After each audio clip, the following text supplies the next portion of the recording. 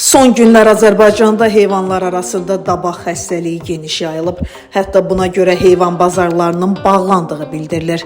İnsanlar narahatdır. Ət, ağartı məhsullarından imtina edənlər var. Bəs dabaq xəstəliyi insana keçirmi və keçsə nəticəsi necə olar?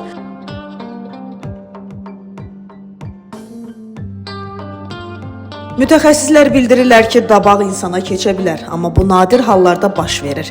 Xəstəliyə yoluxan heyvanla sıx təmasda olan şəxs bu virusa yoluxa bilər. Yəni malqara saxlayan, gündəlik malqara içində olan inəklərə yem verən şəxslər üçün bu təhlükə var.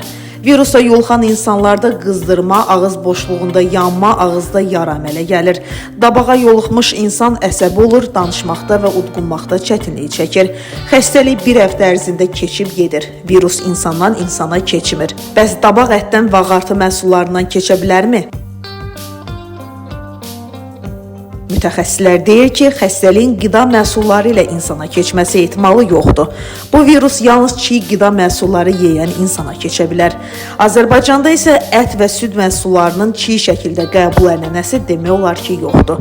Ona görə də qorxmağa dəyməz. Bundan başqa virus 70 dərəcədə 15 dəqiqəyə, 80-100 dərəcədə bir neçə dəqiqəyə məhv olur. Bütün bunlarla yanaşı ət və süd məhsulları alarkən ehtiyatlı olmaqda fayda var.